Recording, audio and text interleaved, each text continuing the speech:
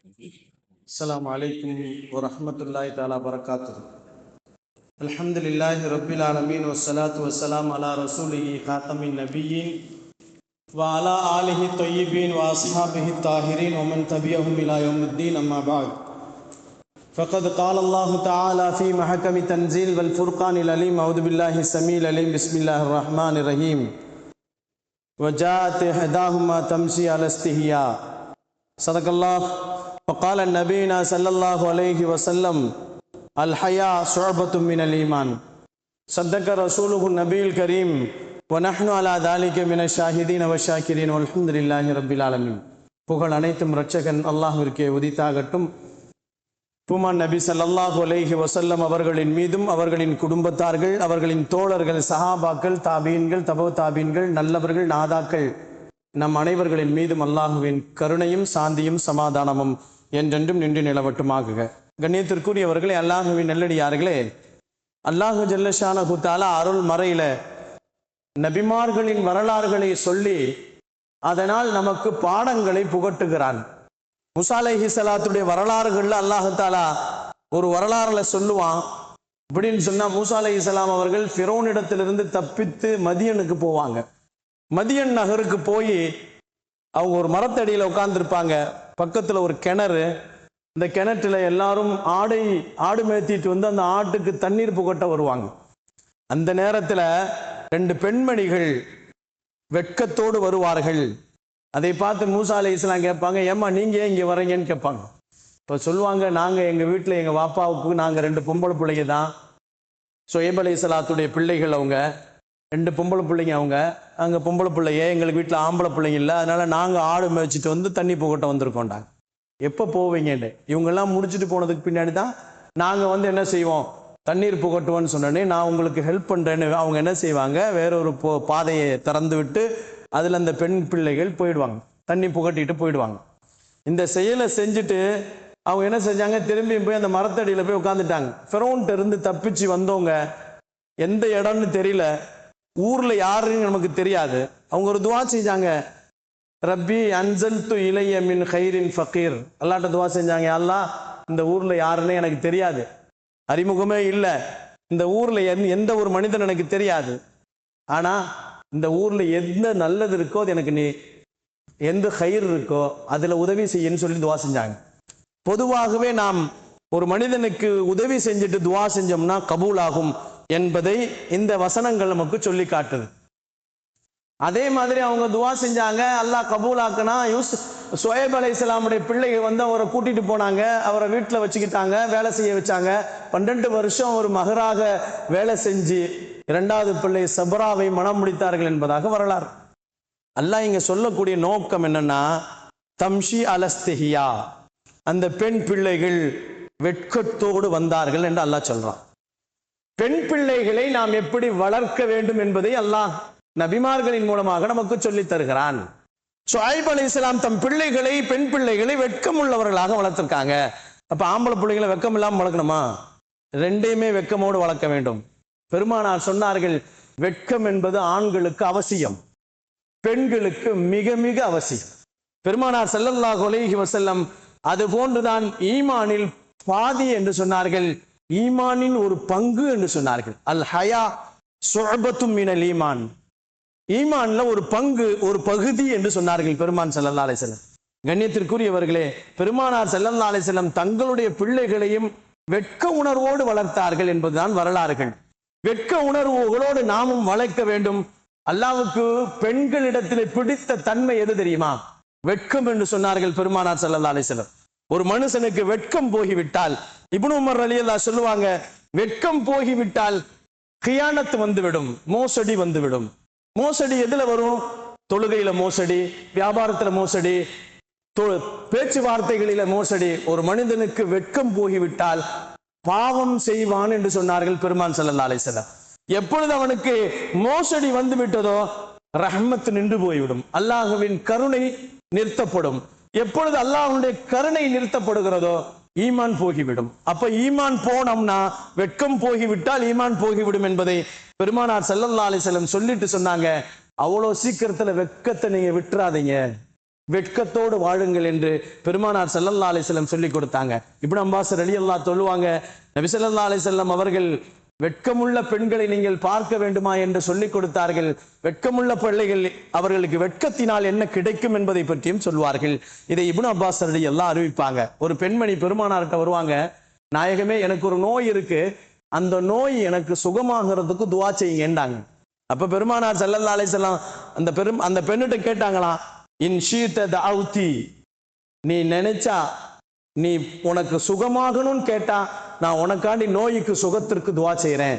வயின் ஷீதி சபர்தி தஹல்தில் ஜன்னா, நீ பொறுமையாக இருந்து நீ நாடி பொறுமையாக இருந்தேன்னு சொன்னா அல்லாஹ் அந்த நோயும் வைத்திருப்பான், உனக்கு சொர்க்கத்தை கொடுப்பான். பரவாயில்லையா, உனக்கு நோய் வேண்டுமா சொர்க்கம் வேண்டுமான்னு கேட்டாங்க பெருமானார் ஸல்லல்லாஹு அலைஹி வஸல்லம். இந்த பெண்மணி சொன்னாங்க, எனக்கு சொர்க்கம் தான் வேண்டும், ஆனாலும் ஒரு விஷயம் இருக்கு நாயகமே. என்ன விஷயம்? எனக்கு அந்த நோய் வருகின்ற நேரத்தில் எனக்கு வலிப்பு நோய் இருக்கு. அந்த வலிப்பு வரும் பொழுது என் ஆடைகள் எல்லாம் களையும், என் மானங்கள் எல்லாம் போகிவிடும், என் மானத்தை மறைக்க வேண்டும், என் ஹயா போகிவிடும், வெட்கம் போகிவிடும். அந்த வெட்கம் போகாமல் இருக்கிறதுக்கு துஆ செய்யுங்கன்றாங்க. நபிகள் நாயகம் ஸல்லல்லாஹு அலைஹி வஸல்லம் சொன்னார்கள், உனக்கு வெட்கம் இல்லாமல் போகுவது, உன்னுடைய ஆடைகள் களையாமல் இருப்பதற்கு நான் துஆ செய்கிறேன், நீ பொறுமையாக இரு, உனக்கு சொர்க்கம் இருக்கிறது என்று சொன்னார்கள். எந்த பெண்ணிடத்தில் வெட்கம் இருக்கிறதோ அவர்கள் சொர்க்கவாதி என்பதை பெருமானார் இந்த ஹதீஸின் மூலமாக நமக்கு தெரிவித்து காட்டுகிறார்கள்.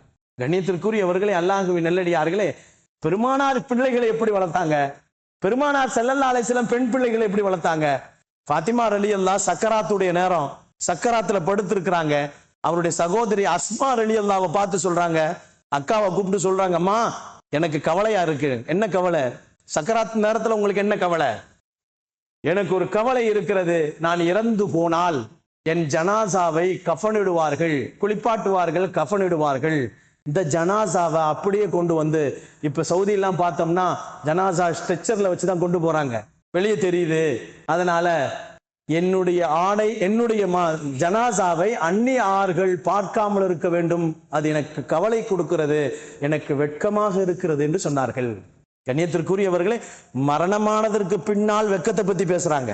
இன்னைக்கு ஹயாத்தா இருக்கும் போதே வெட்க பத்தி பேசுறதே இல்லை, வெட்கமாவே இல்லை. வெட்கம் என்பது இந்த பெண்களிடத்தில் குறைந்து போய்விட்டது. அதனால்தான் அவர்கள் வெட்கம் இல்லாத முறையிலே நடந்து கொள்கிறார்கள்.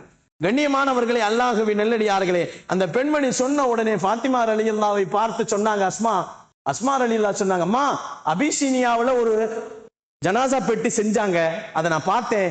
அது மாதிரி ஒரு ஜனாசா பெட்டி உங்களுக்கு செஞ்சு அந்த ஜனாசா பெட்டிக்குள்ள உங்களுடைய ஜனாசாவை வைத்து மேலே துணிகளை போர்த்தி உங்களை மறைத்து அந்நிய ஆடவர்கள் உங்களுடைய ஜனாசாவை பார்க்காமல் இருக்க நான் முயற்சி செய்கிறேன்னு சொன்னாங்க.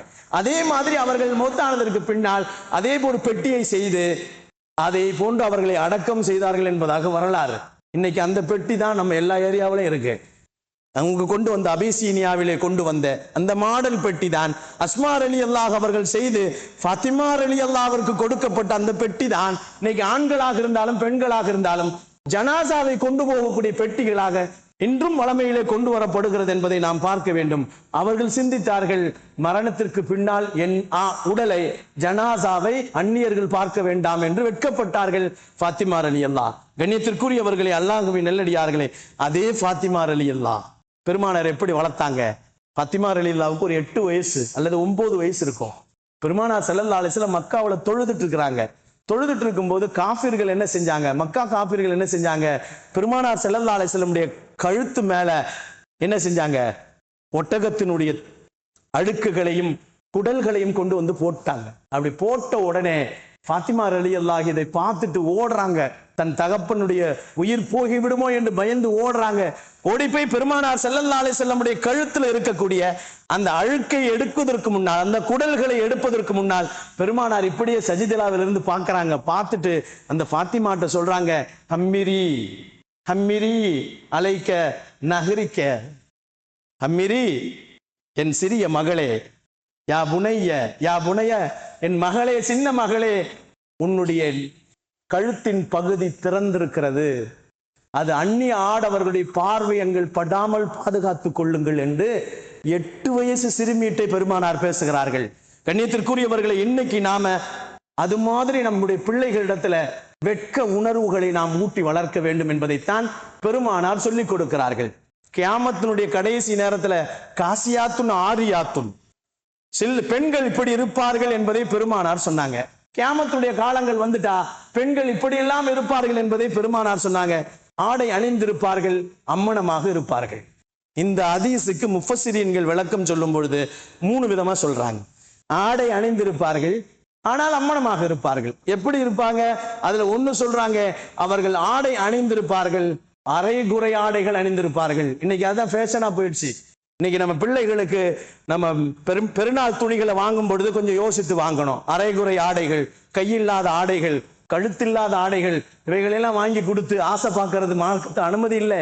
பெருமானார் ஸல்லல்லாஹு அலைஹி வஸல்லம் சொன்னார்கள், காசியாத்துன் ஆரியாத்துன், அவர்கள் மறுமைக்கு கியாமத்துடைய நெருக்கத்திலே வருவார்கள். சிலர்கள் பெண்கள், அவர்கள் ஆடை அணிந்திருப்பார்கள், அம்மனமாக இருப்பார்கள் என்பதை நீங்கள் தெரிந்து கொள்ளுங்கள் என்று சொன்னார்கள். இரண்டாவது அதற்கு விளக்கம் சொல்லும் பொழுது, ஆடை அணிந்திருப்பார்கள், மெல்லிய ஆடை அணிந்திருப்பார்கள், உடலினுடைய உறுப்புகள் அப்படியே தெரியும். இன்னைக்கு அப்படித்தானே நெட் ஆடை என்பதாக வந்துருச்சு. எல்லாமே நெட்டிலேயே வந்துருச்சு. ஆடைகள்ல கூட நெட் வந்துருச்சு. கண்ணியத்திற்குரியவர்களே, கொசுவல மாதிரி இருக்க ஆடைகள் எல்லாம் இன்னைக்கு உள்ள போட்டிருக்கிற எல்லா ஆடைகளும் தெரியுது, உள்ள இருக்கிற உறுப்புகளும் வெளியே தெரிகிறது. இது போன்றும் இருப்பார்கள். ஆடை அணிந்திருப்பார்கள், மெல்லி ஆடைகள் அணிந்து உடலை காட்டுவார்கள். அவர்கள் ஆடை அணிந்தும் அணியாதவர்களை போன்று. மூன்றாவதாக சொல்றாங்க, ஆடை அணிந்திருப்பார்கள், இறுக்கமான ஆடைகள் அணிந்திருப்பாங்க. இன்னைக்கு எல்லாமே டைட்ஸ், பேண்ட்ல இருந்து சட்டையில இருந்து எல்லாமே இன்னைக்கு என்ன செய்யறாங்க? இறுக்கமான ஆடைகள் அணிந்திருப்பார்கள். அவர்களின் உடல் பருமன்கள் எல்லாம் வெளியே தெரிகின்றது.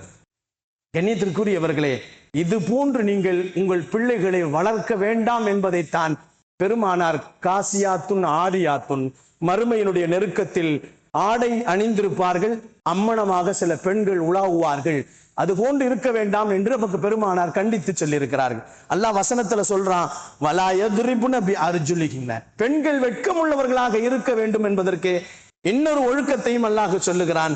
அவர்கள் காலிலே போட்டிருக்கின்ற கொலுசுகள் இருக்கிறது அல்லவா, அதனுடைய சத்தங்கள் கூட அந்நிய ஆடவனின் பார்வை திரும்பாமல் இருப்பதற்கு உங்களுடைய கால் கொலுசுகளை பாதுகாத்துக் கொள்ளுங்கள் என்று சொன்னாங்க.